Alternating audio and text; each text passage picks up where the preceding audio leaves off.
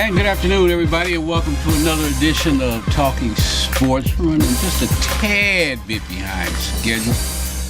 Here's what we're going to be talking about today. The Illini knocked off Nebraska Wednesday. Next on deck is Purdue tomorrow. A win could put them in the NCAA tournament. The guy who told on Jackie Robinson West, he was arrested Tuesday.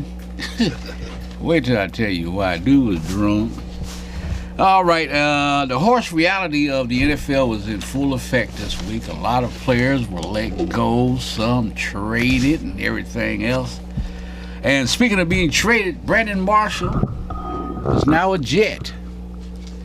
Let me see, Bulls snapped Westbrook's triple-double streak last night. Well, that's a good thing. Yep. They gave Craig Sager a jacket, too. Oh, did it? And let's see, Ernie Banks' estate is being sued by the funeral home. We'll tell you that. We got all that and more coming up on this edition of Talking Sports. You stay tuned.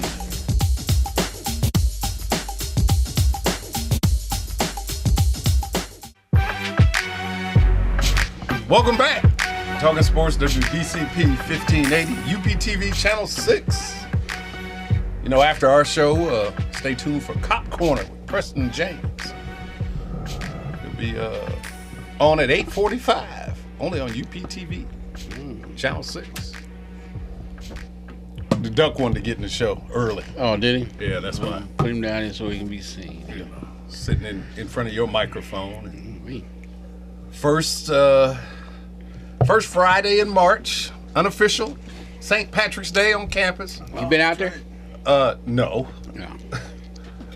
I have Irish blood in me. I don't need to go put on a green shirt. How long has this been going on? Unofficially? Ever since there's Decades. Right. Centuries. I think they made it a actual process wouldn't pass, 7, 8 years? Turn of the century. Right. So they've tried to kind of put some rules and regulations on drinking. Really? Can't do that. Really? And it's world famous. Yes. Yeah, you got kids coming from other universities. Oh, they come from all over for this. Yeah. Obviously, the way the day started off was a little chilly. They don't care. Which This is time of the day. I was going to say, which is great this morning for beer. That way you don't have to buy as much ice. Just That's put your kegs outside. And, Yep. but once I said keg, but there's a ban on kegs. Yeah, you can't. Can't do that. Cases. Can't do kegs. Right. What's the other thing? You have to be 21 out of all the days of the year. You have to be 21 to go into bars. You know, here in Champaign, if you're 19, you can go into bars, but obviously, a little wrist tag. right, the legal drinking age is 21, but for unofficial, you have to be 21 to get in. And you got to be careful with your alcohol consumption because there is such a thing as alcohol poisoning. Yes. Have you ever, in your day, I know you are a very adventurous young man back in the 90s when you were just a young lad, but Yeah, I was. yeah. Were you very adventurous when it came to drinking games or just drinking in general? You should have asked about the late 70s. Yeah. Well, he was just a kid. I mean, he was like 3 years old. I wasn't old enough to He drink. wasn't old then. enough to. No, I was going to tell you whether you're telling the truth or not. Well, Manti has never told the truth. Yeah, That's we true. used to play them games. As a matter of fact, I had a going away party. Where were you going? I was going over to Europe. I was at Fort Knox. They gave me a party before I left. Anyway, we had 12 people sitting around the table I knew where this was going. and a big old jug of tequila. Take a shot past the bottle. Last one sitting at the table was the winner. I don't know if I want that trophy. Because that means 11 people have passed out.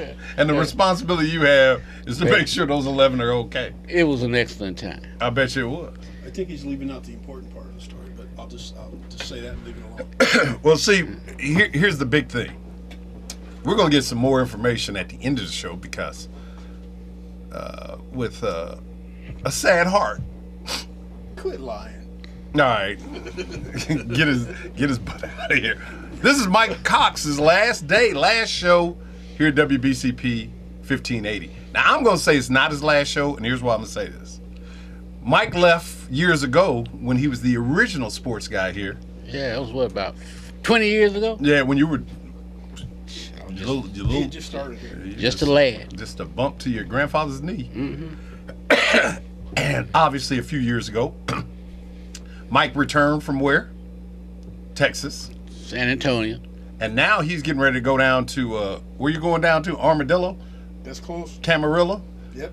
Superdilla? Yep. He's going down to one of those dillos, you know. Where there's no snow and it's 70 degrees already. First of all, I can show you on my with phone. global warming, there's Yeah. always snow somewhere. Yeah, that's right. Not where I'm going there ain't. He's going to the sun. Well, until he get out of here, Right. he's But, still here. but, you know, we'll be reminiscing over different periods of the show today, talking about Mike and what he's meant to us. That shouldn't take long. Well, we'll do it during a commercial break. Okay, that'll work. That's fine.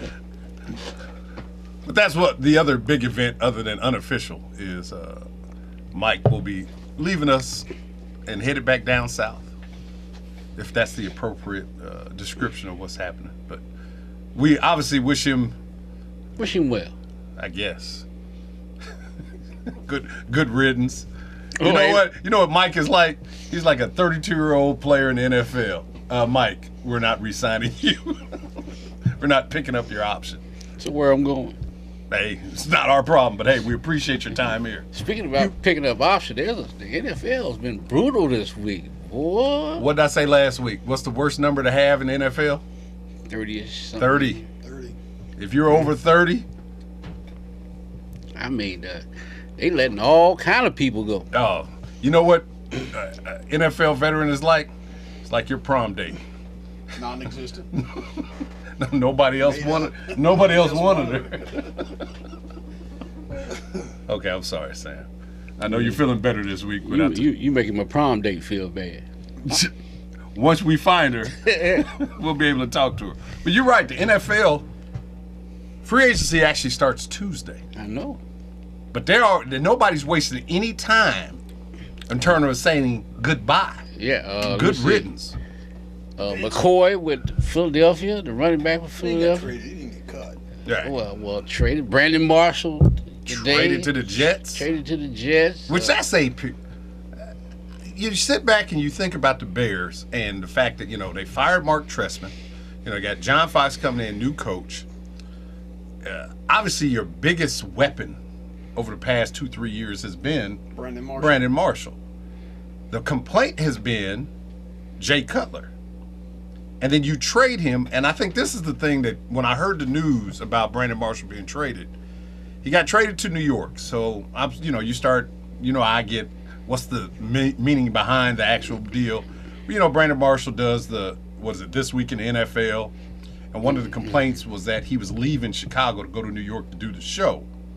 And, so he was missing some time in Chicago, which, I really didn't think it was a big deal. And the fact, This off-season time? Or during the season, he was doing the show. And so sitting in New York, not a big surprise there, but they only got a 5th-round draft pick for him. It was almost as though going to Mike about cutting. You released Brandon Marshall to the Jets. Exactly.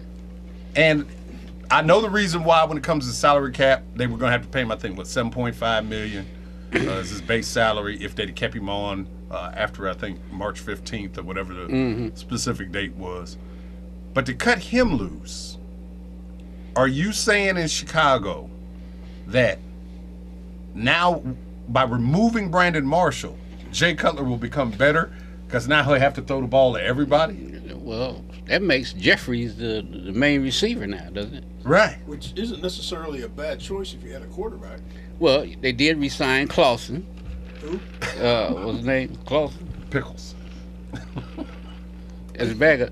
And they're really not committed to Jay Cutler. How close is Bears headquarters to Wrigley Field? Because they're making some stupid decisions. Now, first of all, that insult is not going to be tolerated in 2015 when we just celebrated Ernie Banks out in Mesa yesterday during spring training. So you digress on that, and you think about that, young man, and you come back with a 10-page double-spaced paper explaining why you compared the Bears and the Cubs. The camera's on, right? Yeah, I think it is. Okay, so I'll keep my hands down here. But the decision making in Chicago, it's mind-boggling.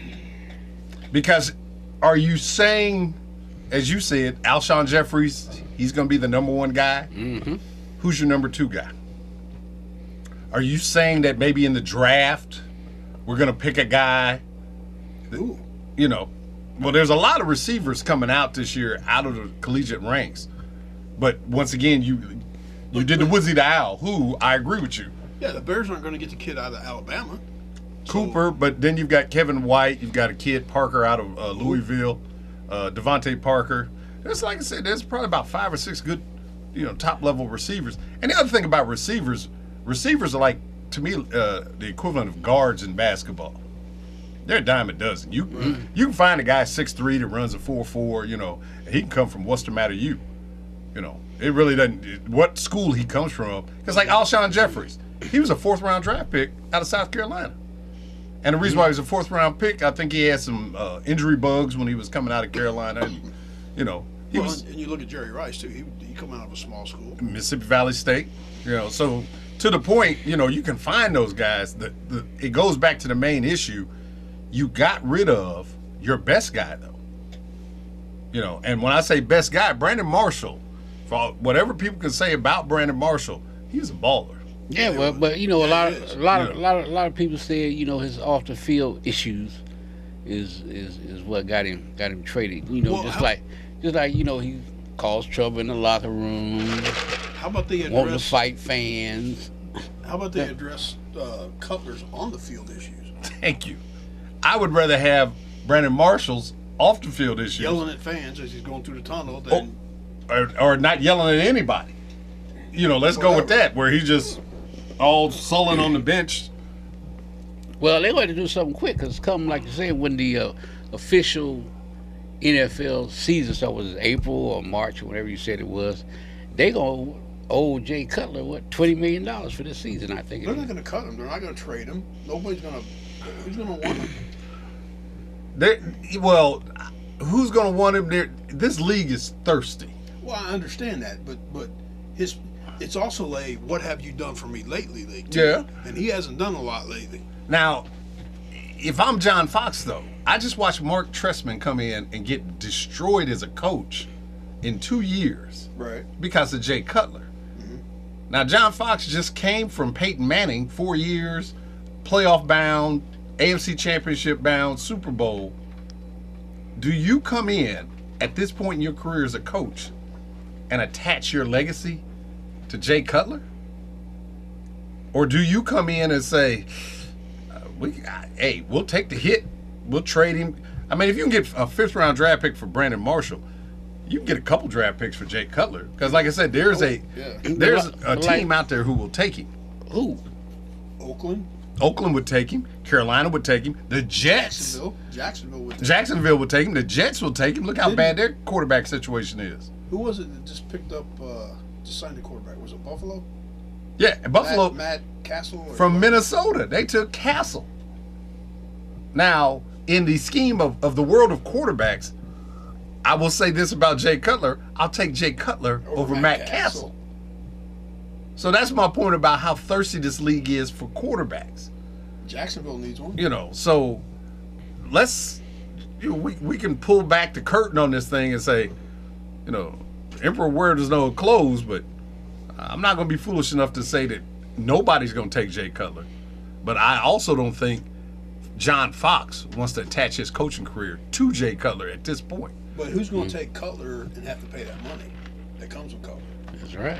But I think what will happen, if Peyton Manning can restructure his contract and cut $4 million off, Jay Cutler to stay in the league and stay on a viable team, he'll restructure his. I mean, at this point, we're talking Peyton Manning went from 19 to 15 million? Yeah. So Cutler goes from 15 to 10. Yeah, and then they can rework it with incentives to say, wins and completion percentage and touchdowns. You basically get that money back. Right, which is what they're doing with Peyton. Mm-hmm. And Cutler doesn't have a Papa John's endorsement either. Yeah. To make all that crap up. Yeah, so that's why he would really have to ball out.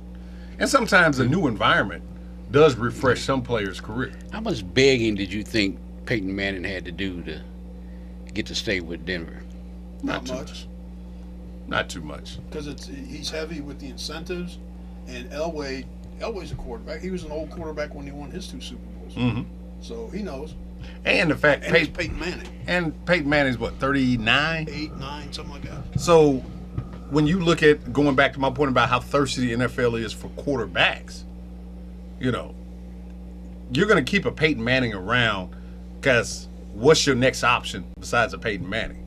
If you look at the overall league, Tom Brady, who's what, 36? You got Peyton Manning, 38, 39. Drew Brees, 36. We're talking about Cutler, who's 32. Tony Romo's 35. So he's not like 60? You know, well, his body is, you know, his chronological. He's been down there a while. But the point is that every year you hear the can't miss quarterbacks. Jacksonville has taken in the past 4 years 2 guys who look like they will not pan out. They took the guy from Missouri, Blake Bortles, and then they just took Blake Bortles this year, and he doesn't look like, you know. So you invest all this money into these young 6'5", 250-pound cannon for an arm quarterbacks who end up being nothing, and then you have to keep going back and playing these old vets. Yeah. So that's why I think Cutler still has value out there. Now, you talked about other guys. Vince Wilfork, 11 years with the Patriots. They're not going to re-sign him. Reggie Wayne, 14 years with Indy. They're not going to bring him back. He'd been hurt a lot. Been hurt, and he's 35, 33, somewhere around in that range. So, you know, final say is. Any bets on where Wayne ends up, if he ends up in Denver? I don't know if he'll even get re-signed. You know, Peyton will walk in and go, John, sign Reggie to a 1 year. I could use yeah, it. that's something viable that probably could happen. Give him the league minimum, you know, and have him come in. Pittsburgh, Troy Polamalu, Pittsburgh's already told him, if you don't retire, we're not gonna re-sign you. And so that's why I said earlier about that 30 number. All these guys are 30 or older, and they can bring in, and with the way the salary cap is set up, you find somebody who's 22, 23, and sign them for, you know, half of the money that these guys get paid, and they do the same job or better. Because what is it, 4 years on a contract? Something like that. NFL is just plain cruel. Oh, it's cutthroat. That's why when I talk about guaranteed money, that's why when you hear a guy, Sam Britton just signed for 5 years, $700 million with a signing bonus of 15. That's the only thing you got was 15. The other money, they cut you loose, you don't get that money. And so that's why it's so important to get a second contract after your rookie contract. Because as we're seeing here, you may not get a third contract. And if you do get a third one, it may be reduced compared to that second one. Does a signing bonus count against the cap? No, that's one reason why a lot of these teams will Pay the big signing bonus so that they don't have to worry about that salary cap. That's why, let's go to Brandon Marshall real quick and talk about that again. $7.5 million base salary. There's nothing to sneeze at, but that's not a lot of money. No. Compared to, we just talked about Cutler's, his base salary is double of what Brandon Marshall is. But why is the quarterback position so important? Because they touch the football every play. And that's why their value goes up. Left tackles, second highest in the league because they got to protect the guy who gets the football all the time. And then the receivers. And then on the defensive side, the cornerbacks and defensive ends. But going to the last point, LaShawn McCoy. He's traded. Now, in the past, 3 years, he's been, if not the best running back for Philadelphia. Not for just Philadelphia, but in the league in terms of league in rushing 1 year. Right. But that tells you why running backs are now devalued in the league. I mean, there's rumors that Dallas might be even shopping DeMarco Murray. Oh, yeah. They are. They are. That's why they franchised Dez Bryant. Dez Bryant has more value than DeMarco Murray. Even though 30 teams in the NFL would kill to have DeMarco Murray. But would they go out of their way to, spend big money on DeMarco Murray? Probably not. And here's the final thing on running backs. And we talked about this last week with all the backs coming out of the Big Ten and all these backs in general coming out in this year's draft. Who will be drafted in the first round out of that group? Of the running backs? Of the running backs. Probably none of them. Right. And that's because, as I said when we talked about the Super Bowl, who was the Patriots running back? Now, we mentioned LeGarrette Blount, but he was picked up off waivers after being cut by the Steelers. You talk about the gray guy. The point is, as valuable as Marshawn Lynch is to the Seattle Seahawks, they still didn't give him the football at the end of the Super Bowl. They threw the ball, which solidifies the point this is a passing league. So what you're looking for right now is top quarterbacks, top receivers, and left tackles. Well, and quite frankly, that's why Chip Kelly's trying so hard to get Marcus Mariota. Because one, he knows the system, and two, he can throw the ball. Yeah. And he can run. So, sad day for a lot of guys over 30. Yeah, it truly is. You know.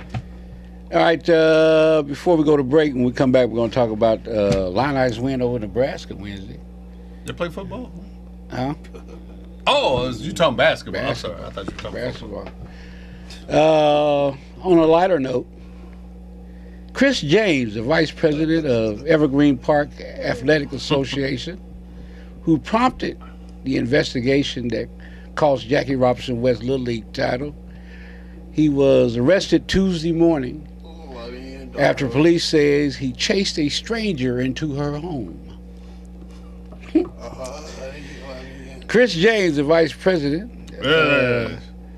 told NBC Chicago that leave me alone. He don't remember what happened.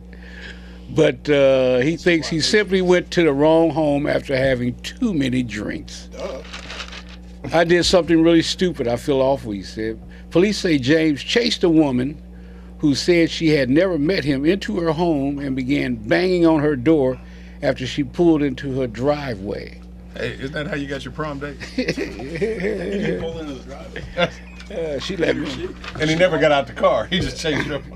He's lucky. The woman says James shouted into her home asking for her husband to come out and fight him. He then ran down the street. I bet he stumbled down the street. Right. James was charged with misdemeanor disorderly conduct, assault, and resisting and obstructing a police officer. He was ticketed for public intoxication and using vulgar and threatening language. Although his car was parked on the woman's block, he said he didn't drive it. At your vehicle? Yes. You know who drove it? No. It was one of the kids from Jackie Robinson team. Okay. One of them kids. So he's reporting them. So he said it is. I don't know. He was drunk. So. Well, he wasn't that drunk if he had no idea who drove his car there. He was smart enough to go, I don't know. Right. You know, online a lot of people saying, well, that's karma. It is. You think that's karma what? Would have been him getting shot in the rear end. Or get hit with a baseball bat. Or yeah, hit with a baseball bat. Or get hit in the back of the head with a autographed Jackie Robinson baseball. All right. We're gonna go to a commercial break. We come back. We talk about Illini's win. They can heck on Purdue tomorrow. Mm-hmm. This win tomorrow could very well get them into the tournament. If not, they still on that. They call it the bubble. I think they're in, regardless. All right, we'll be back right after these.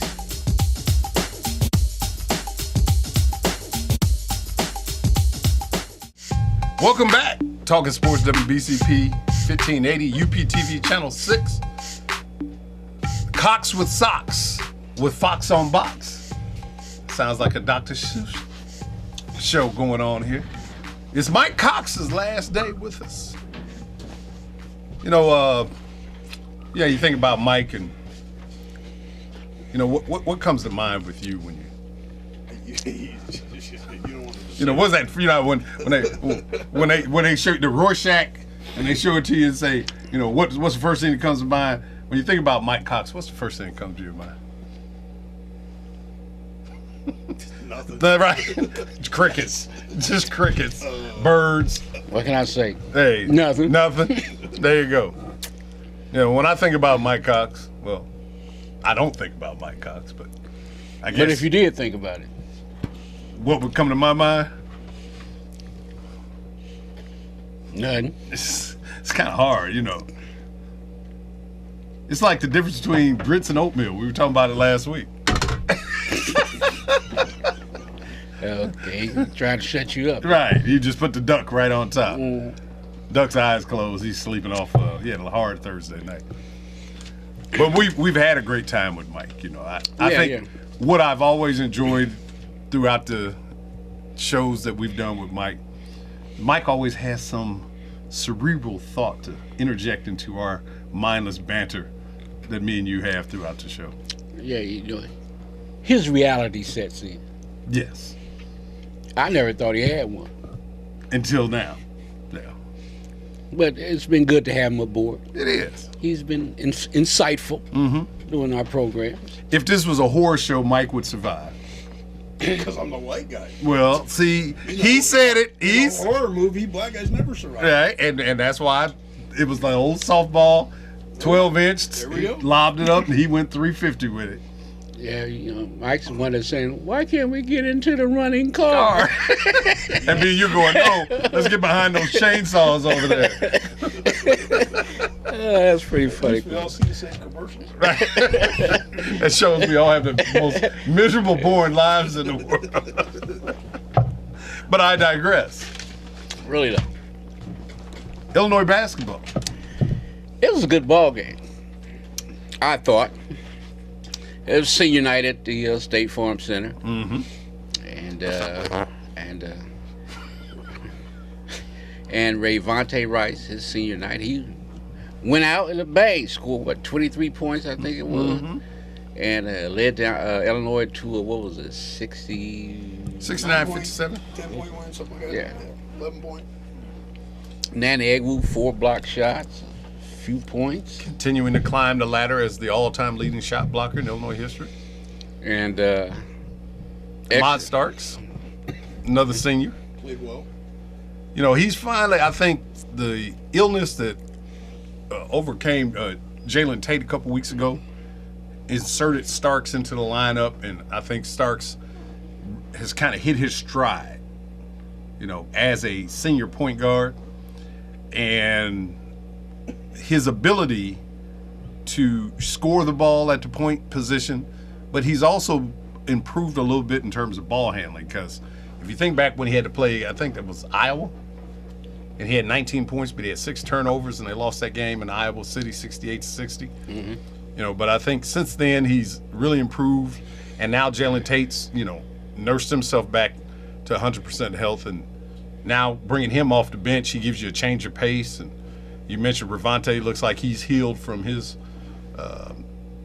wrist and hand injury, and then the suspension, and he's back on stride. And so going into tomorrow's game against Purdue, which is this game is monumental right now. a must win. It is, yes, a must win in many areas. I think, you know, like we were going to break, and Mike believes Illinois is in. You know, it's almost like a flip of a coin. If you ask somebody, some people say they're in, some people say their bubble is burst, etc. But the reason why this game is big is Purdue, think of it from 2 standpoints. Within the conference, Purdue is the number 3 team in the conference. But Purdue is still looked at as a bubble team. And it's because if you look at everybody's overall record in the Big Ten, about 8 of those schools have double-digit losses. Right. Which is just unprecedented for the Big Ten.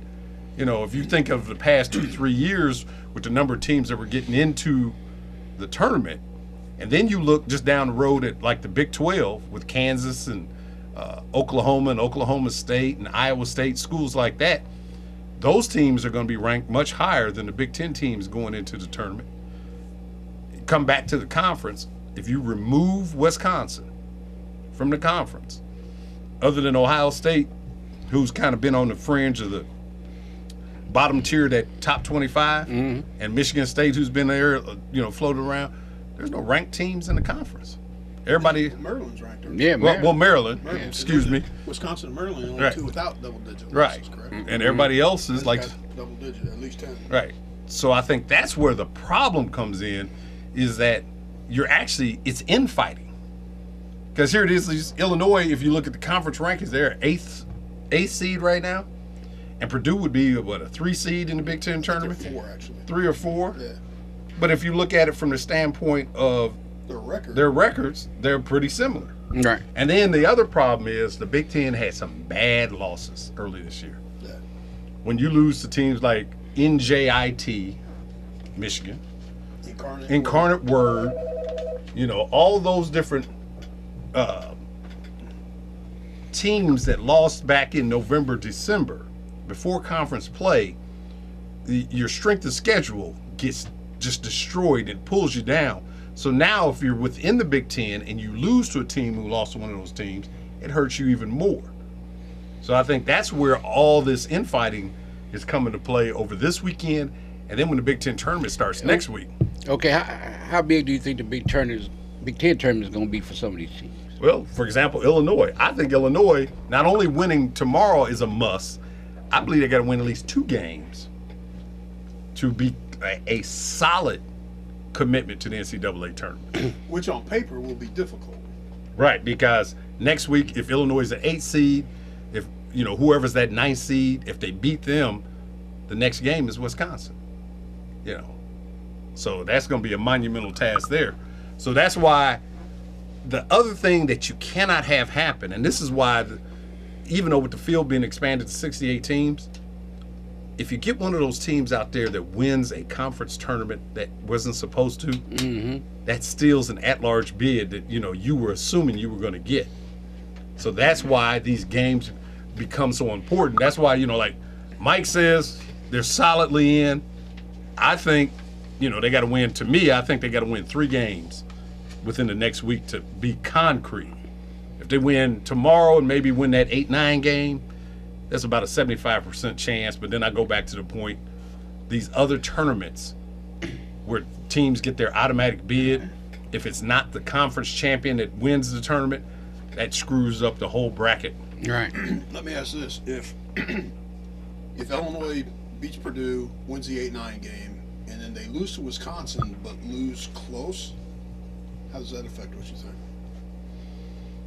Because everybody has just said Wisconsin's far and away the best team in the Big Ten. They're a top 4 school, have been all year for all intents and purposes. That then goes to that old eye test. Does Illinois, by losing to Wisconsin but losing close, do they look like an NCAA tournament team? I think it actually goes back to the 8-9 game. How bad do they beat the 9 seed going into? How good they look beating the 9 seed. There you go. Right. So if they look good beating 8-9 in that 8-9 game, and then let's say lose by 6 to Wisconsin, and that's when I say 6, that's because Wisconsin hit their free throws down the stretch, right, and it was maybe a 1 or 2 possession game. Then I tilt the arrow more towards Illinois getting into the tournament. But if they go into the tournament, they win the 8-9 and then play Wisconsin, and they're down double digits going into halftime, then I think right there is really going to not bode well for Illinois. Well, it's going to be interesting to see next week because, historically, the Big Ten tournament championship game has been the last one played before. On Sunday. Yeah, before they pick the team. So. Supposedly, before they picked the team. But you know what? And I'm going to go with Mike, what he's saying. I think a lot of the decisions have already been made before that, that championship game on Sunday for the Big Ten tournament. It's really just about they know who's going in. It's where they're going to slot them and where they're going to seed them. Is really what it boils down to. I don't really think there's a big change depending on who wins that particular game in the Big Ten tournament. How many teams you get? 68? 68. 68. So I'm thinking, my opinion, that whoever the selection committee is, they've probably got 70, 75 teams that they know they're going to slot. And then depending upon what happens in conference tournament play, an upset gets pulled or whatever, then that 75th team falls off, the 74th falls off, Right. da-da-da-da-da. Now, one thing that you look at when you look at the tournament in terms of those play-in games, just take you back 1 year. Last year, Iowa and Tennessee played in the play-in game. Tennessee won 3 games in a row, and they were in the Sweet 16. And without a bad call at the end of the game against Michigan, Tennessee would have been playing in the Elite Eight. And they were one of those play-in games. And what Quanzo Martin did with that team on that 3-game stretch, he parlayed that into a job for him and his staff to go to the University of California. Right. When down in Tennessee before the tournament, they had a website, Can Kwanzo. They wanted to get rid of him. Hang him in effigy. Right. And next thing you know, when he wins those 3 games, let's get him a contract extension. And Kwanzo said, No, bye-bye. Appreciate it. So that's the other thing to watch for in the coming weeks.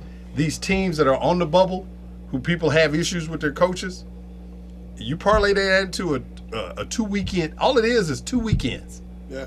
Yep. If you can get to the second weekend, you've turned yourself into a rich man. Florida Gulf Coast International. Who knew who they were? They beat Georgetown, and I forgot who else they beat. They get to the Sweet 16. They lose. The coach goes to USC. So that's why this stuff is not only That important. was a school on the beach, wasn't it? Right. Yeah. But that's why this stuff is not Park only City. important to these schools in terms of, like you said, getting Illinois in, et cetera. But these coaches parlay this in 2 weeks. You could be a 500 team all season. Well, Well, look at what it did for UConn's coach. He's Kevin what? Ollie, yeah. Yeah, he was 7th seed. Win the NCAA tournament. Got a big old pay raise. There you go. And they may not even make the tournament this year. No, I know. And before that, look at Brad Stevens from Butler. Right. He's in the NBA now, or Right. he was. Making millions with How is he Boston. doing? That's Boston. Boston's horrible. But does that matter? Because Brad Stevens, going to Mike's point, he's a multimillionaire now. And that money's guaranteed. So here's what would be the great thing for Brad Stevens. He coach another year in Boston, get fired, like Lon Kruger did when he left Illinois to go to Atlanta. Yeah. You make all that money, you come out, sit for a year, and then you're the hot name in terms of, College coach. there you go. Because Kruger's at Oklahoma State, Mm-hmm. and he's got him playing really well. Oklahoma. Right. And Lon's what, 700, 600 years old? Right. something like that now? So, But I mean, Stevens took 2 championship game appearances and parlayed it into, I'm the head coach of the Boston Celtics. that, Now, that a lot of people must say, well, that doesn't give him credit for all the work he's done. I understand there was a lot of work leading up to that. yeah. But he was still that great coach, 3 years. Shaka Smart, which used to be a couple years ago the hottest name in basketball. Illinois wanted him. Yeah, it wasn't bad. He said, "No, I ain't leaving." VCU, right. VCU gets to the Final Four. Next year, Sweet 16, he's hot name. Now they might not even make the tournament. Right, but he parlayed that into a nice contract extension, stays in VCU. So this, they call it March Madness for a reason because the way things change. But I go back to what I said. 2 weekends is really all you're talking about. You get to the second weekend of the tournament, you are a named college coach for hire. Yeah. You are a hot name. Particularly if you're doing it with an 11 seed Right. or a lower seeded team. Now, Illinois, I will say this. We're talking about neutral site basketball, which is a different puppy altogether because you now lose that ability of having that home court advantage. And what happens when you go to these NCAA tournament games, 11 seed playing against a 3 seed or 4 seed or something like that, because you're the lower seed, the crowd at the arena may be there for another team waiting for the next game, but they'll cheer for you because you're a lower seed. Mm-hmm. And that's how a lot of these upsets happen within the tournament. And Illinois, I will say this, all the bad things that, we clown around on the show and make these comments, they play defense and they shoot free throws, which are 2 things that you need to have because that's it, because these games are about survive and advance. And if you can make your free throws down the stretch and you can guard people to make it hard on each possession to score, you got a legitimate chance to move on. Am I saying that Illinois is going to make it to the Final Four if they got in the tournament? No. Yeah, I'm going to say wake up. But can they get to the second weekend and become a Sweet 16? Absolutely. They sure can. And the other thing is, that, to Joe's point about the crowd from the other teams on the next game that are there, everybody still hates Duke. So if you're in the arena that Duke's playing in and your team's playing later that night, you're going to root for whoever, right. the underdog, the VCUs of the world, the Wichita States of the world. Now, I know we've got, like you said, Selection Sunday is Next Sunday. Next Sunday. Right? The 8th? No, it would be the 15th. Oh, right. Sorry.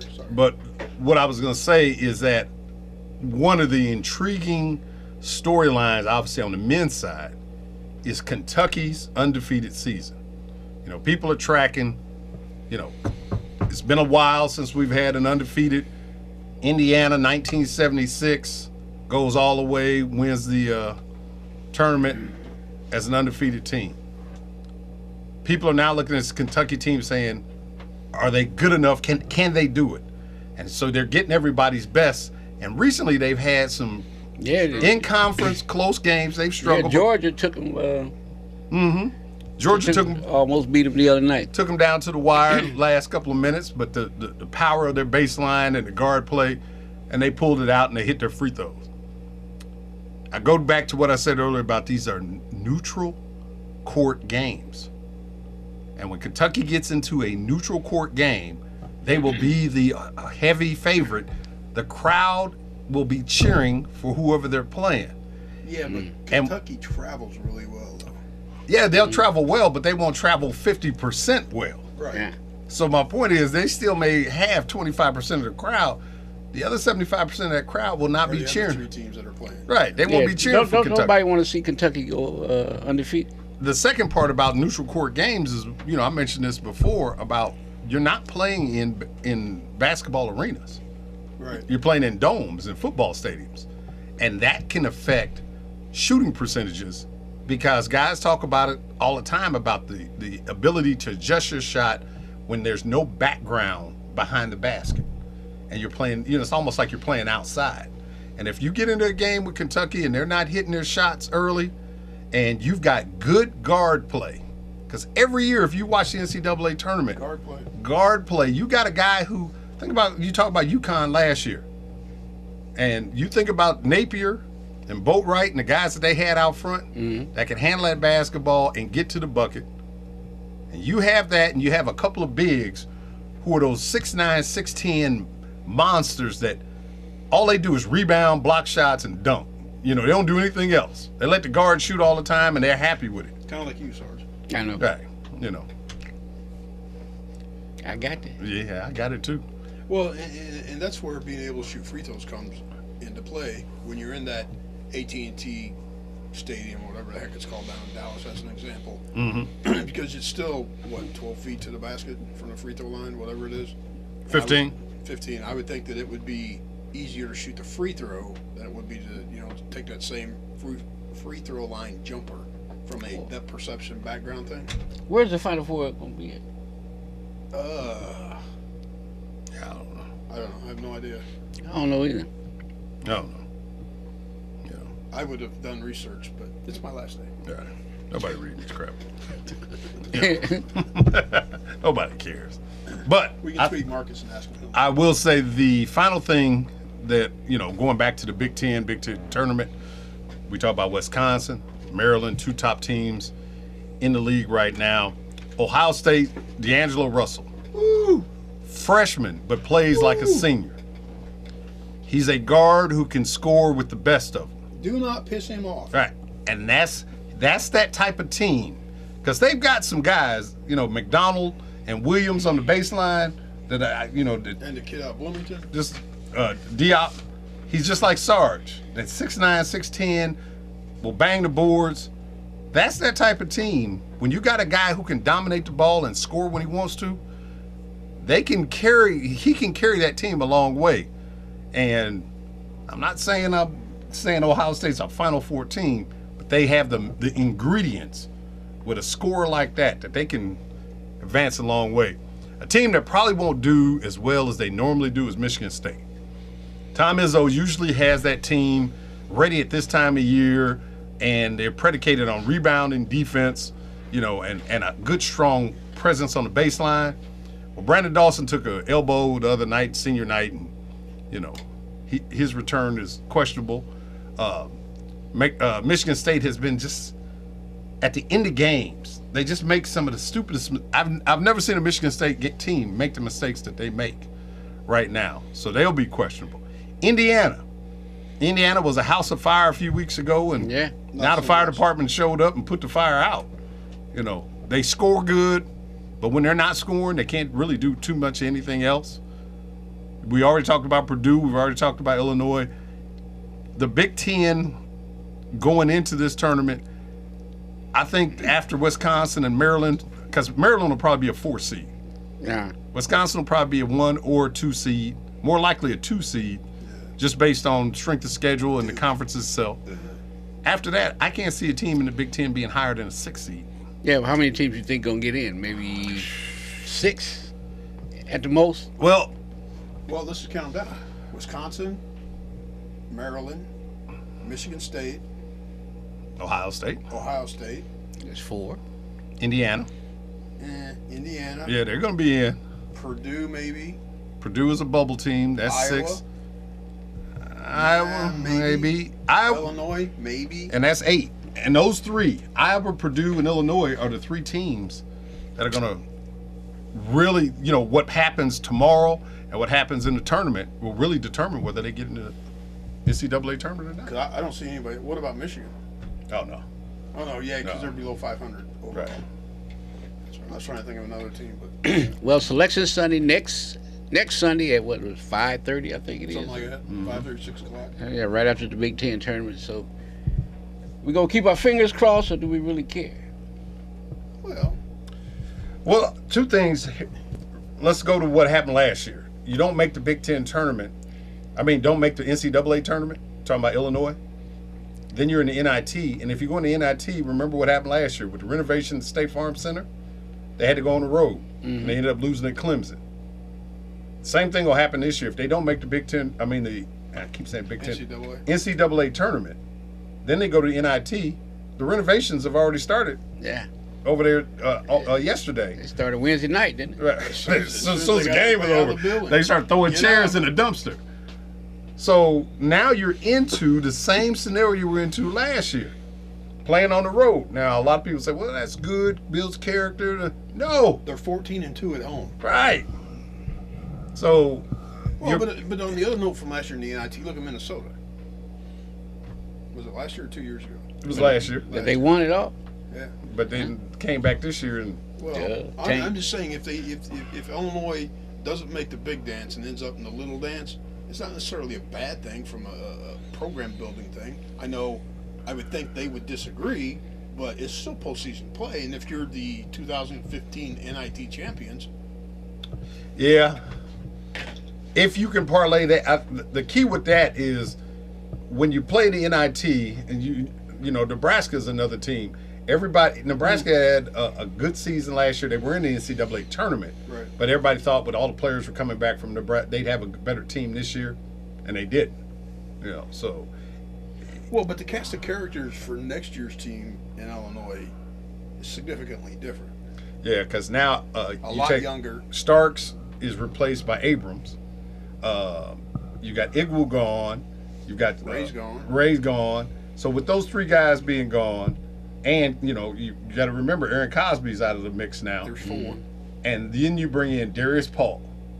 So Darius Paul comes back after a year of spending time down there in JUCO. Does he come in and give you more than what Nana gave you on the offensive end? LaRon Black's a year older. So LaRon Black should be a little bit more mature. A lot of ticky-tacky stuff that you talk about, that maybe that's out of his system. And then he's scoring at a higher clip. Austin Colbert, is he a better player? DJ Williams. You've got a whole mix that's going to come in next year. Is this the team that now launches Groats to the next level and Illinois to the next level and gets you back solidified as a top-tier, top 5 team within the conference? Because if they stay in this 7, 8, 9 arena that they've been in since Gross has been here, now you got to start asking questions in terms of, okay, man, this has been 4 years. You got the guys you want. You jettisoned the guys you didn't want a couple of years ago. And on a local note, Michael Finke's a year older, stronger, and taller. Mm-hmm. Yeah, so like I said, system-wise, a lot of questions should be answered next year about Illinois basketball, because you'll have the guys that he wanted, and you'll have them playing on the floor the way he wanted them playing. But you give them a year or two to get acclimated. Nope. The new kids coming in. Nope. The DJs and all that. And here's why I say no. It's because the league, meaning the NCAA, you don't get that time to get acclimated because everybody else is winning, on that first clip. As a freshman, yeah. And so that's where, the reason why I'm making that statement, it's not fair, first of all, to Gross. I'll be straight up on that. Well, that's what I meant more than right. It's not fair to him, but this is the new reality of sports, is that fans have no patience anymore. What have you done for me lately? Right. And because they don't have any patience, you look at other schools. I mean, obviously Kentucky does something totally different than everybody else. Duke is doing the same thing. Kansas is almost on that same level. So people are looking at that saying, we ain't got time to wait 3 or 4 years to see if these kids develop. Right. Because during that 3-year period, these other schools are one and done with new guys every year. So they're not even trying to get acclimated. They just throwing them out there playing, see what happens. Nothing happened. Let's get a new group in here.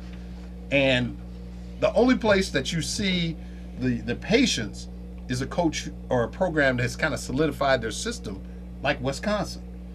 Because after this year, Wisconsin's not going to be that good. But I guarantee you this, Bo Ryan will figure out a way to be in the top 4 in the Big Ten. He's still going to finish in the top 4. Yeah. Tom Izzo. We're sitting here talking about them. They're in the top 4. Yeah. So that's the reason why, like I said, you don't get the pass that you used to get about building. Right. Because he should have built. This is what, Gross's third year? Third year, yeah. Mm-mm. So most schools look at it, after 3 years. Well, and I think, too, the system that he likes to play, I know it takes time to learn it and all that good stuff, but just on the surface, the system he likes to play where it's just going, running, fits everybody who's ever picked up a basketball, because that's what you do on the playground. Mm-hmm. So I don't think the learning curve might be as great as it would be for a Bo Ryan, right? For example, a Bo Ryan coach team. Well, just hopefully, the learning curve is short and sweet for this group coming in, because with a renovation, $170 million renovation Of the Assembly Hall? Of the State Farm Center. Assembly Hall. How many suites are they putting in? I don't know. I've asked. I've asked about mine a couple times. It's gonna be interesting to see how they work that in there. The way I've seen the artist rendition, it's in B section. That's why they're losing seats in A section. The top, right? Right. They're cutting that stuff off, and that's where the suites would be. So I'm really trying to envision how those are set up in comparison to how the seating is right now. The artist rendition, the place looks fabulous, and it's totally different than what we've ever seen inside the building. How it's going to work, because this year we were at 17,000 plus, yeah. But it's supposed to be cut down to 14 once they're done. Because you're going to have to take out the first few rows of C-section. Right, and I think the floor is being dropped. Yeah, I believe so. Because of the addition of these suites, and the fans are going to be closer to the floor. And then the other thing that I do like is that they're reconfiguring the Orange Crush. So all these years we've complained about A section and all those empty seats, because those are those corporate seats. When you pay 10 grand, 20 grand, 50 grand, they give you a set of seats, and nobody comes from the corporation to sit in those seats. So that's why you see those. That's pockets of emptiness. Right. Those are gone. And that's where the suites come into play. So now your corporate seats will be in the suites. So. And nobody can really see if you're not here. And nobody would even care. Right. Because, hey, if you're in there eating the carved meat and the cheese and crackers and... Alcohol in the State Farm Center? Hey, don't ask me that question. Because I'd have to lie. Why be in the suite you can't have nothing to drink? Hey, it ain't a suite, is it? You can. You got Pepsi and water, 7-Up. Shoot, you have to bring the old flask. Sir, what's that? That's my medicine. It's hard to drink. It's hard to drink when you're sitting in them other seats. Yeah, no, it's not hard to drink. It's hard to stay. Because you drink all you want until you get to tap on the shoulder like a relief pitcher. I need you, the righty. Come on down. Yeah, because there's haters in the assembly. Oh, all them old white guys. You over there drinking. They're doing that point. I can't have that. Sir, you having a seizure? Right there. As your can goes bouncing gingerly down the stairs. Mommy, what is that? That's genuine draft, but you don't need to see that, Timmy. No. Where did it come from? But I've never done that in the State Farm Center. The Assembly Hall, That's a different story. that's a different story. All right. Nobody comes up the C-section, top row. The NCAA today just slapped Jim Boeheim and Syracuse all upside the head. What'd they give him? Jim, he's suspended for 9 ACC games, Next year. has taken away scholarships as a result of a multi-year investigation into the university's athletic program. And took away like 128 wins. Over the course of the decade, Syracuse did not control and monitor its athletic program, the NCAA said in a statement, and his head basketball coach failed to monitor his program.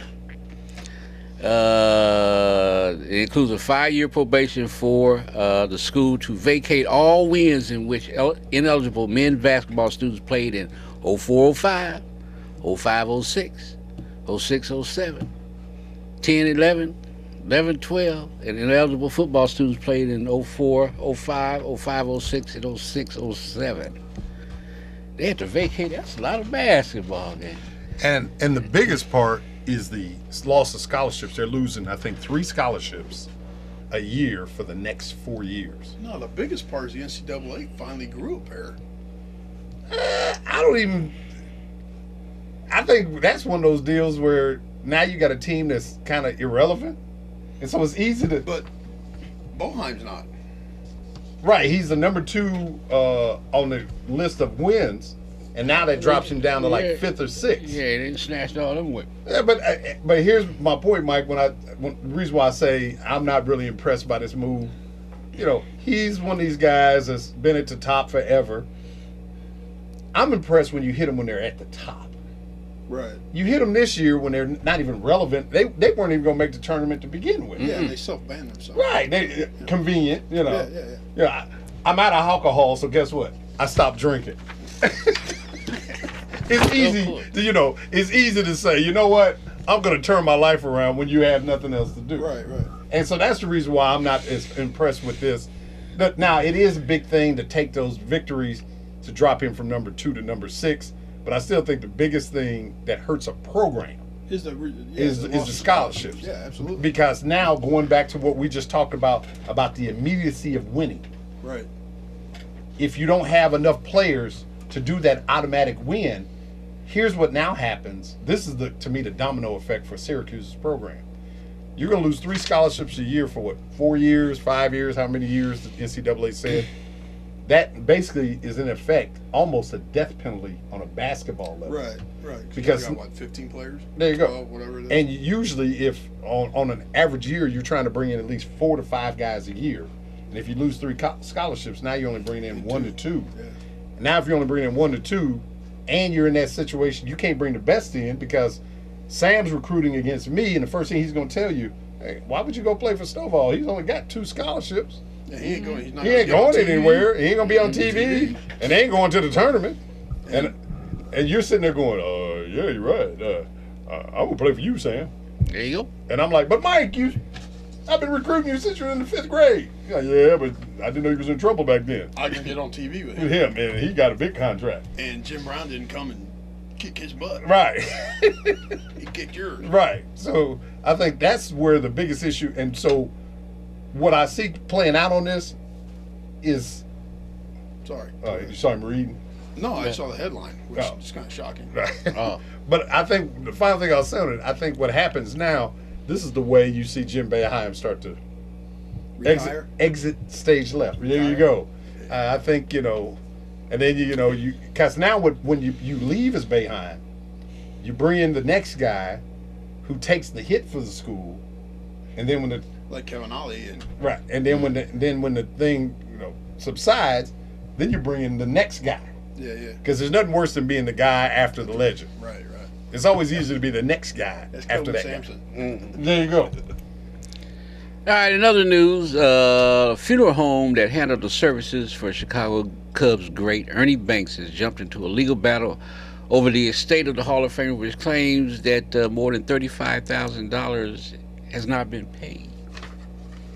Was that the total bill, or is just that's what's outstanding? That's what's outstanding. That's ridiculous. The claim by the funeral home was filed Wednesday, and it comes in the midst of a legal challenge by Banks' widow Elizabeth Banks of a will Banks signed in October without her knowledge. She contends that leaves all his assets to longtime caregiver Regina Rice and nothing to her and his kids. Caregiver. Wink, wink. Let's play two. Okay. Last month after Rice... Great day for balls. Yeah. Baseball. Last month after Rice attorneys said a preliminary estimate shows bank assets were worth just $16,000. Because him and Regina. Hey, They've Hey. been playing too. Right. Old Banks from the grave, ain't that something? The court files include a bill dated February 6th, the day Banks was buried, that the funeral home sent to Elizabeth Banks, among other expenses. The funeral home said the casket cost nearly $11,000, flowers cost $6,755, car service amounted to more than $3,000. Staff fees were $2,700. I know you loved Ernie, and he only wanted the best. And we made sure we gave the best to Ernie. God bless you. You can't pay for it, though.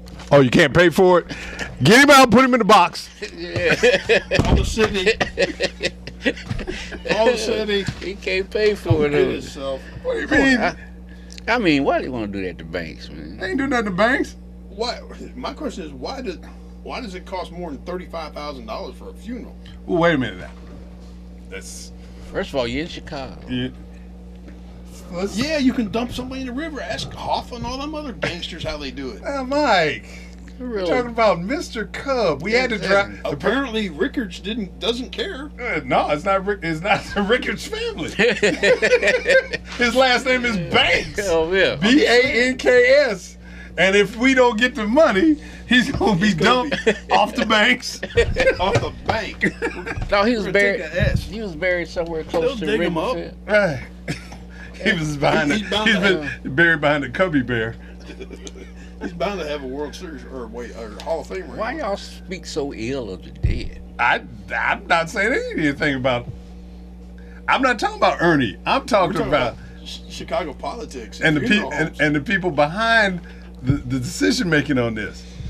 You know, she didn't know about, the wife didn't know about the will, No, she didn't. but the caregiver did. Wank. Well, how you know she knew? Because I guarantee He you signed the told her, will in October, Sarge. give All right. the caregiver all the care she needed. So you think that he signs this thing in October but doesn't tell her? He just passed away in February. It happens. Oh, so you and your caregiver. What's the bartender over at the VFW? He gonna get it. He gonna get everything from you. Well, she gonna get it. And that can collection you got. Oh, To Sarah, I bequeath my Falstaff collection and pool tab. I got a box of those. And the Joni had to My- keep my- PBR. my mounted talking bass. Anyway, But here's the point. Here's what I say. Let's go to what Mike was talking about, and you made the comment about the Ricketts family. I didn't say that. He said Right, it. but I'm just saying in terms of process. He's a beloved Cub. If the organization, you know, I mean, they drove his casket by the, you know, Wrigley Field. Wrigley Field. They had the marquee and All Mr. that. Cub Yeah, had that yeah. up there. They got the pictures going and all of that. There should have been something coordinated with the organization in terms of what the actual cost of this funeral would be. We're talking about a multi-billionaire family. You figure they could have gave him a few dollars. Exactly. Could have kind of written off this 35. Don't they have a statue of him in the... There you go. Sell a statue, you know. Lease it, you know, do something. Had a statue go on a tour. Name State Farm statue. Right, of Ernie Banks, you know. But there's got to be a way that organizations, when it comes to not all of their members, but the beloved, his nickname is Mr. Cub. Not even Fergie has a nickname like that. Hey. Or But Billy see, Williams or if you Sam do it Duke. for one ball player, No. Ron You're Santo not- comes along. You're not doing it for one he ball already player. passed that. You're Right. doing it for Mr. Cub. Hub, right. I mean, you know, let's look at it from this standpoint. If Bob Cousy or Bill Russell passes, I really think the Boston Celtics organization, with what they meant to the Boston Celtic organization, would, I think, do something in their honor. Right? I think if Mean Joe Green passes away out of all the Steelers, I think maybe the Steelers organization. So my point is Mike, you're not doing it for everybody.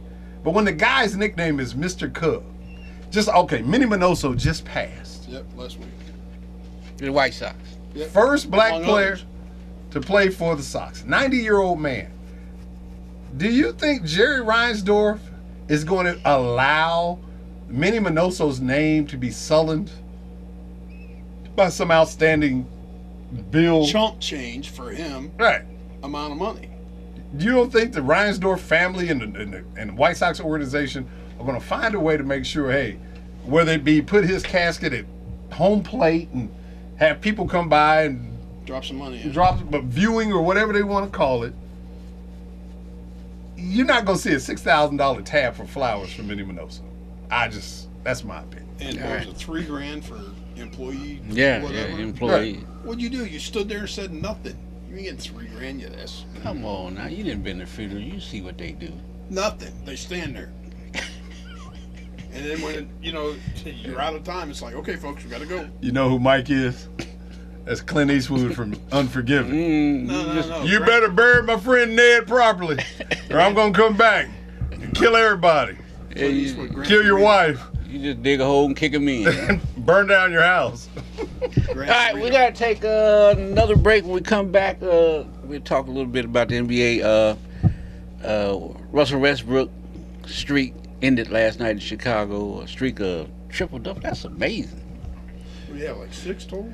7? Something like that. I think. But that also tells you, like guys like Oscar Robertson, who averaged a triple-double in a season, and guys like Magic Johnson, and it just shows you how good you have to be. Maravich, Jerry West. Stockton. Yep. Yeah. All right, we'll take a break.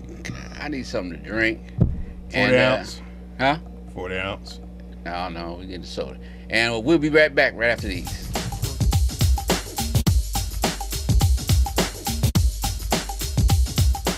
Welcome back to the Food Network. Our guest chef today is Sergeant Rock. Sarge is going to be cooking with soda. We had the Pepsi. I had Pepsi. Ooh, it's got cherry. I'm sorry. Ain't nothing like I'll let that one just ride on out. I didn't see a diet. Sarge decided to go and make a beverage run for the last half hour of the show. You didn't see anything about it? You never send a kid shopping. Well, that's true. Right, that's... Especially one that never pays for anything. There you go. And then he comes back with Country Time lemonade. Pink lemonade. Want to take it back? Nah. I might. I don't know. No, not mine. Now, Mike's, we don't want you to kill him. You put him in a diabetic coma right now. I'm parched. Obviously, because you just went right at that, man. Damn. Good. Like a cold one. 20 minutes left in the last show for Mike Cox. Talking Sports, WBCP Why we 1580. let him take the lead for the last 20 minutes? Y'all were doing fine. The 8:45 on UPTV after the Talking Sports. Check out Preston James and his crew on Cops Corner. I like the way he does that. So what is this show about? Cops in a corner. You should watch it, Sarge. Right. Get some hits. He's talking police and community relations, from the Urbana PD perspective. And last week's show, he had his father and Tracy Parsons on. And this week, I don't know who his guests will be, but I'm assuming they'll be talking cops. Will they be talking about DUIs? Well, with our beverages, I don't know. Let me see, is this cold? That was a low blow. But we'll go off at 8:45, and Cops Corner will come on after that. But as Sarge indicated, Mike is, we're going to give him the wheel and let him ride us home for the last 20 minutes. Yep. Only Mike Cox can do. Go and throw out a topic. We'll talk about it. What's on the agenda?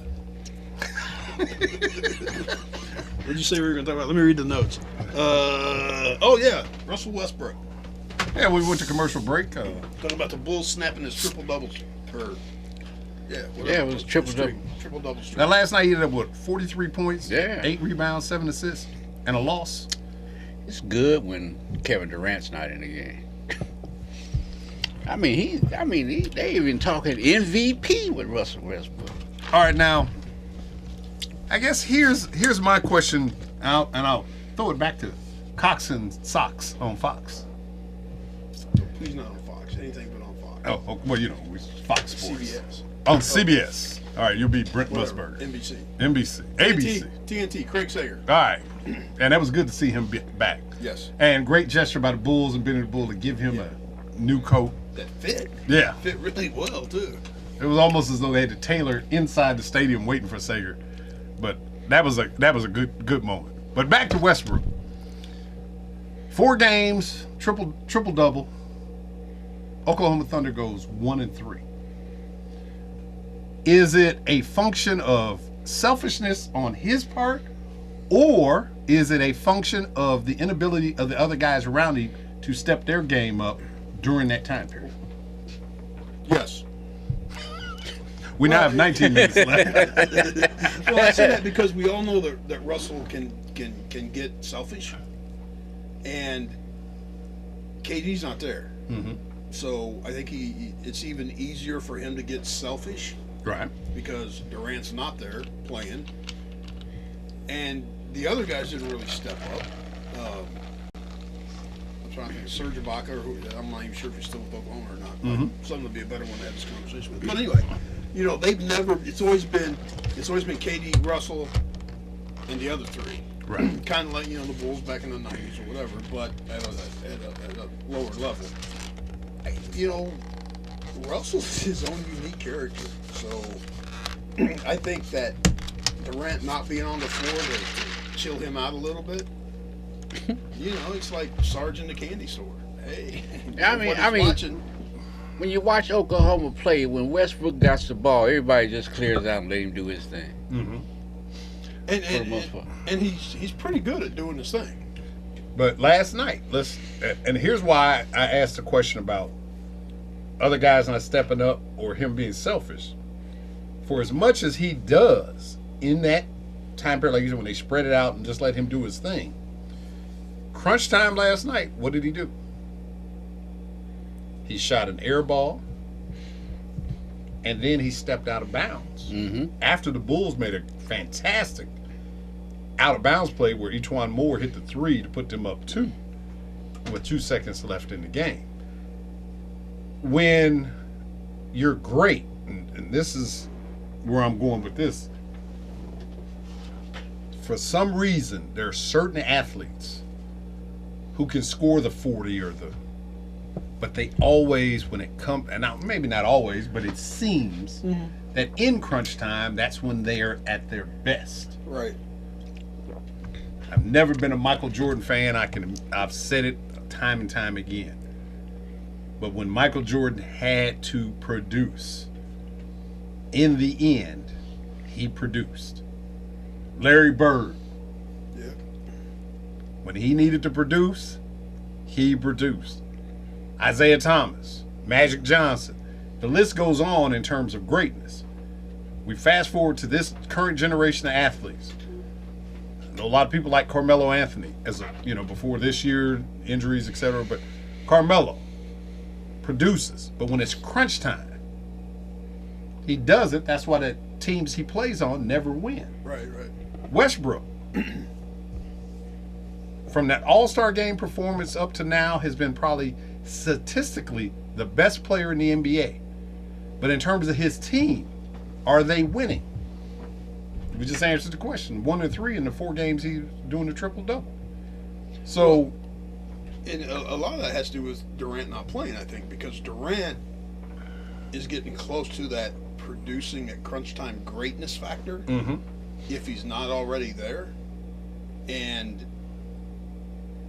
if my middle child lives out in Oklahoma City, so he's always sending me a message, Westbrook, and it's a lot more colorful than that. But then he'll also tell you about Russell does something stupid, and coming back down the court, Durant's right in his ear, and he doesn't do it again. He settles out. So I think he's missing Durant's calming influence, because KD, he's smooth, and to there's a big difference between knowing that you have to be the guy and you can be the guy. Yeah.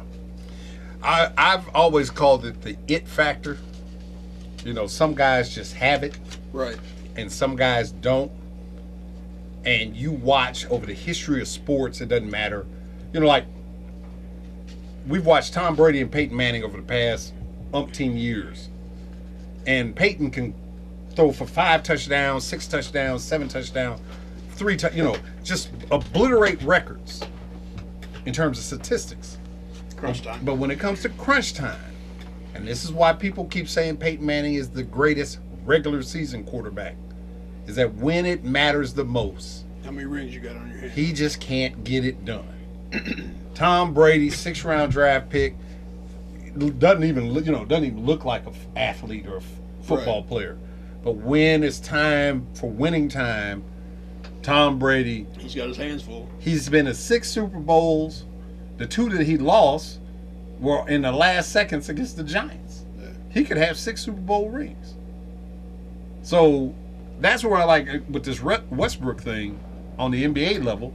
I'm just wondering if he's that guy, because physically, he's the fastest, the strongest, the most explosive, and I say that in deference to Derrick Rose now basically kind of being a shell of himself. Mm-hmm. Well, and Westbrook's a bigger Derrick Rose. Right, and he's been doing this with a superstar guy as Kevin Durant is on the team with him. So now I know Durant's out right now, so the center of attention is Westbrook. But winning, he's still got to learn how to do that in crunch time. Right. All right, Derrick Rose get hurt. Butler comes in and takes his place. Now he's hurt. What's a bull to do? Stuff happens.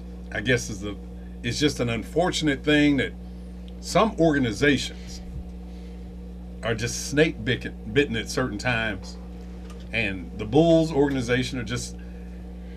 You look at last night's game. We're just sitting there talking about Westbrook, and the Bulls come out. Next man up, Thibodeau. He's not looking for excuses.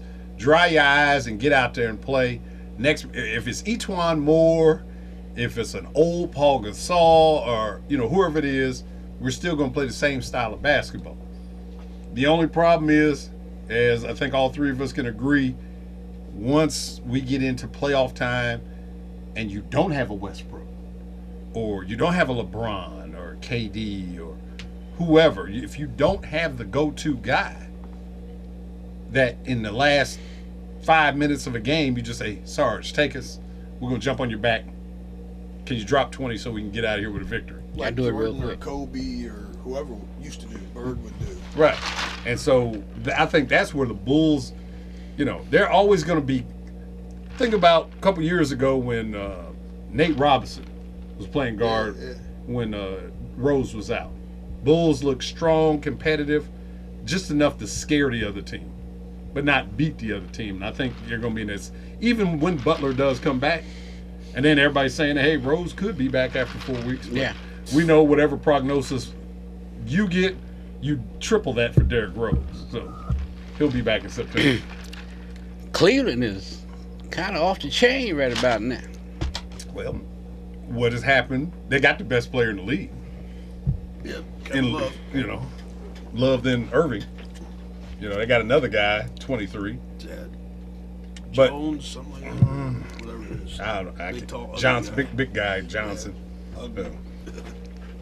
But you look at what they've done. They stayed consistent. Everybody else was screaming at Cleveland at the beginning of the year when they weren't winning. On a consistent, they were a 500 team, and everybody, what's wrong? Well, it takes time, I think. Brand new coach who's never been in the league to learn his team. You got 3 main pieces, but they weren't the same type that you had in Miami. In the fact that Kevin Love's never been involved in winning, and Kyrie Irving is not on the downside like a Dwayne Wade. He's on the uptick. So now you're asking Irving to change his game and give it up. So I think it took a couple of months for them to kind of figure out roles and gel. Well, it wasn't LeBron that just said, everybody just relax. We'll be fine. Because LeBron's been in the league long. I think, me and my son were talking the other day, and I said, one thing about criticism is like fertilizer. The more you get, the more you grow. And I think LeBron has grown to a level that I don't think people really everybody's looking for a reason to snipe at him. Last Sunday they lost a game in Houston where he missed 8 free throws, 28 shots from the field. He missed 2 down the stretch that could have won a game in overtime. And everybody's, he's not clutch. Please. Right. One game, and they were like 18 out of 20. The people we romanticize for, whether it be a Jordan or Sarge or, the greats, we never remember the negative or the bad of them. We only remember the good. LeBron, because there's a large contingent of people who don't like LeBron, and I've heard people say stuff like, well, he'll never be Michael Jordan. He doesn't have to be. He doesn't have, right. It is you who were comparing him to Michael Jordan. He's not comparing himself to Jordan. The other thing is this. When I look at LeBron as a basketball player, I look at him as a hybrid of a Magic Johnson and a Karl Malone and a Michael. If you watch LeBron play, his first thought is to pass. Yeah. He plays more like Magic than like Michael. His body build is more like Karl Malone, Sure. but he has the athletic ability of Michael Jordan. Yeah. So I He's a think, freak. Absolutely. right, and so I think a lot of people, think that they're going to see him, get on the block like Mike and do the fadeaway jumper. No, that's Kobe. Yeah. Kobe patterned his game after Mike. LeBron hasn't patterned his game after anybody. Because, as you said, he's a freak. 6'9", 260. And so, unless LeBron wins every game, he took the worst team in the history of the NBA, the Cleveland Cavaliers, And made them. and took them to the finals.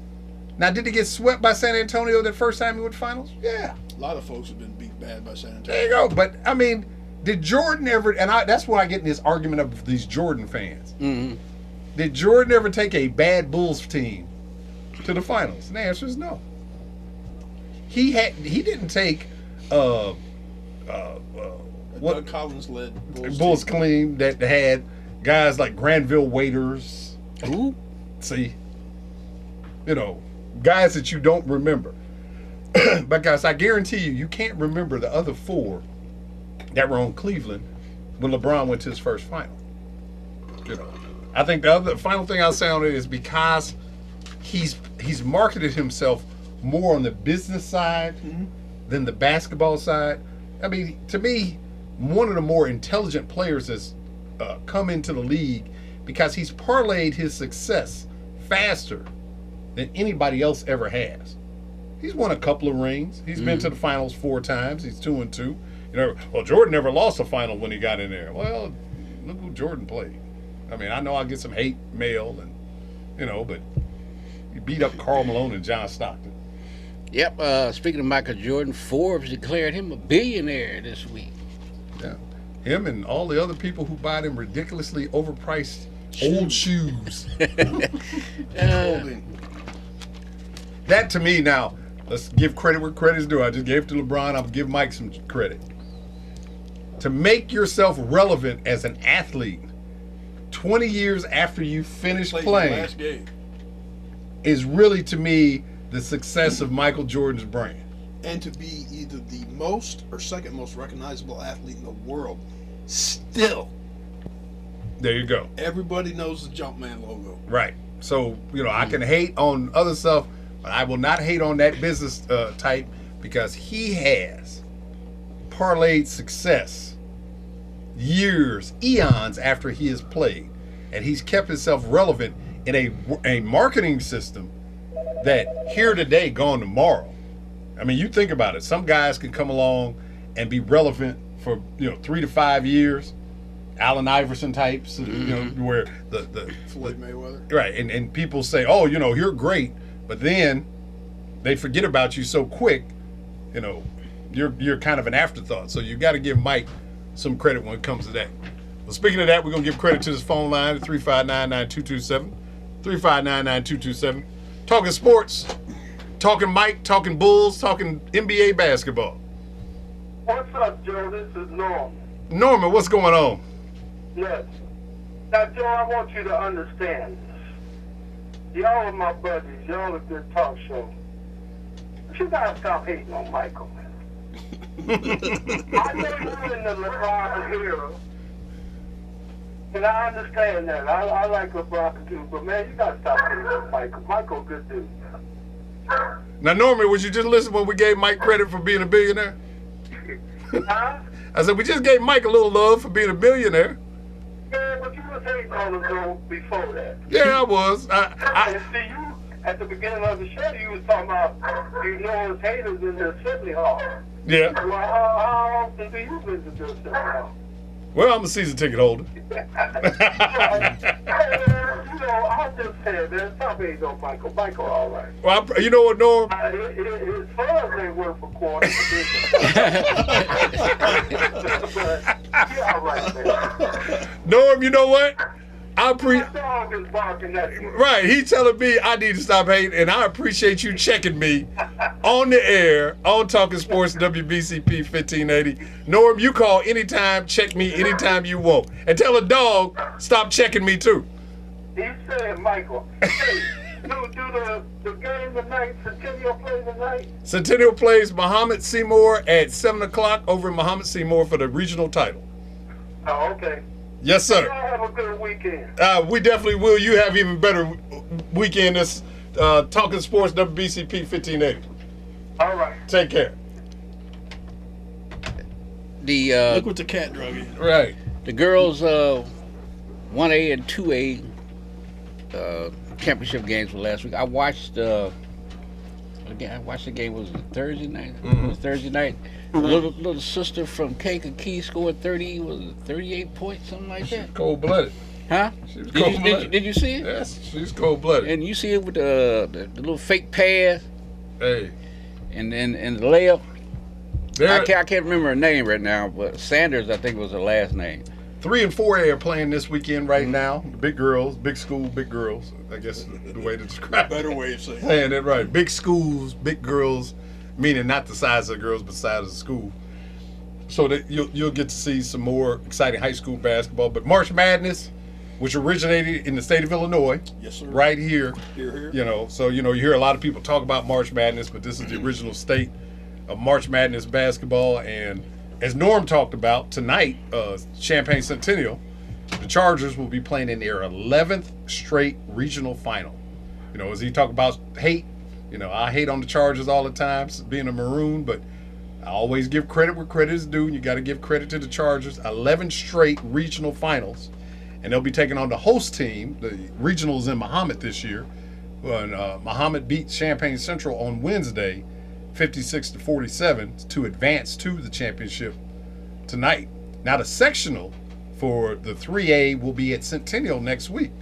So either team that wins tonight will basically have a little home cooking next week by being able to play in the Centennial sectional. So tonight's a pivotal game because whoever wins tonight, I could say with confidence, should be able to get to at least the sectional final, if not win the entire sectional. You know, Muhammad came out Wednesday. Connor Dietrich scored 20 points in the first half for Muhammad. They've got a big kid, Christian Romine, 6'10", 6'9", over there at Muhammad. He's going to Texas El Paso, played for Tim Floyd, used to be the old Bulls coach. Mm-hmm.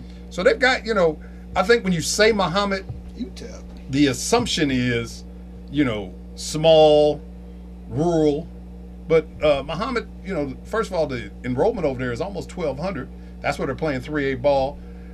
They won 20 games this year, which is a pretty good feat for them. You know, obviously they're playing the Corn Belt. They don't play in the Big 12, but they beat a Central team that was kind of shorthanded Wednesday, but you can't take anything away from them. And now they're playing at home against a Charger team. Now, last year, Centennial was the number 2 team in the state. This year's team, they're dependent on some different people. They're dependent on Finke, but not Michael. They're dependent on Tim and Nick. Tim's a freshman, Nick's a junior. Terrion Howard, who's running the point for them. So, and Quinn Nottingham, Coach Nottingham's son. So, it ought to be a pretty exciting, pretty entertaining game over there. My prediction, I think Centennial's going to pull this one out. I think Muhammad used a lot of energy Wednesday night to win that game against Champaign Central. Can they feed off the energy of their crowd and their home court to come back and have the same type of effort against Centennial? You know, we're talking about the emotions of 16, 17, 18-year-old kids, and it's hard to gauge kids today. You just don't know the mindset of who's going to show up. So. All righty. Okay, we got 5 minutes left. Well, I'll say something. Yeah. Unless we want to talk about him. No, go ahead, say something. I was just going to say. Him downstairs. Yes. Him ate my cookies and meal. Cookies and meal. You all right? Yeah. Okay. I just want to say, first of all, I want to thank Marcus for getting a promotion at work. Because if he hadn't left his chair, I wouldn't be sitting here. Yeah, that's how it works. Yeah, that's pretty much. So thank you, Marcus Jackson, if you're listening. And I want to thank both of you guys because Fridays 2 to 4 have been great for the past couple of years. Thank you, man. I appreciate you, Joe, welcoming me, and you, Sarge, for being Sarge. And I have some fond memories. 10-year anniversary you guys put together, and of course that man right there, the duck. I will never ever forget. I have it. What do they call that? Bookmarked on my computer. So, yeah. So let everybody know where you're going. I'm going to Southern Texas. Down there by Beaumont. No, that's over by Houston. He's going to Casparillo. Next to Armadillo. Round the corner from which is about 3 hours from one of the other Dillos. Well, I would like to say this first. You know, publicly, you know, we clown around every Friday. Like Mike said, this has been just comic relief. You know, some people may not like it. Some, you know, well, right. We have a great time, and friendships are formed through experiences. And the experience that I've had with Mike Cox over the past several years has been nothing but outstanding. One of the things I appreciate about Mike is Mike's honesty. Mike has never shied away from a topic, whether the topic be about money, race, gender, etc. Mike tells it like it is. And he tells it in a way that is informative, educational, and with a nice sense of humor tied into it. So I just want to tell Mike, to everybody, you know, all 3 of our listeners out there, and Norman, tell that dog stop barking.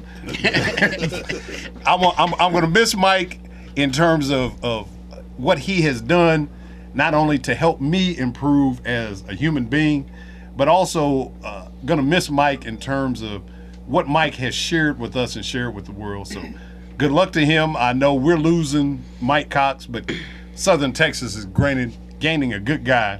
So Godspeed to Mike Cox, and even though I'm not a military man, I salute you. I've known him ever since our days at Fort Knox, a long time ago. The 90s. Yeah. It's long time ago. Maybe. And like I said, he was one of WBCP's first sports casters. Came in, what was it, 15, 20 minutes, something like that. He did. Like 15 minutes, yeah. Yeah, just scores, and that was it. But I was proud when he said he wanted to come back here and join us here on Talking Sports, and I'm glad he did. Yeah. Because, you know, he brings something special to the program. He does. He definitely does. Now I will Color? say, I will say I'm gonna miss you, Or but lack of color. Lack of color. I will say I'm gonna miss you, but You won't. I won't. But I'm glad you was here. Hey, a can of Blue Star will take care of that tonight. Michael. What the heck is? I did want to apologize because when I leave, as of here in about 30 seconds or so, you'll lose a third of your audience because one of the listeners is a white person. So. Well, we'll just have Norman get another dog, or somebody to come sit in the house with him. or we can we'll get take Jason on this side of the camera. No. Jason's got a face for radio. Well, like the three of us don't. But we're old. Oh, well, that's true. That's right. You know, we got a combined age here of 1,000. You know. Bundy quietly walked in. Hey, man, Hey, how you doing? The bun. you gonna take Cox's chair when he leave? I can feel that you need me to sometimes. We got some. I got A white face. Right. You might need some white face. We were going to and say. a wig. Or get some red now. Some powdered donuts or something. yeah. Sprinkle him up. But seriously, fellas, He said he had a job. No damn job. That's That's right. Tommy. Tommy ain't got no job. but he tries hard. Right. Seriously, fellas, thank you. I appreciate it. I appreciate the welcome, all that good stuff, and it's been fun. It's been a blast. It has been a whirlwind, but truly going to be missed. Well, thank you. Don't tear up now. I won't. Don't worry. It's my sinuses. All right, that's going to do it for this edition of Talking Sports. We do this each and every Friday from 2 to 4. We'll lace them up and do it again next week. Mike? You'll have to cut a new promo. Thank you, gentlemen. I sure do, though. And we got to do some work.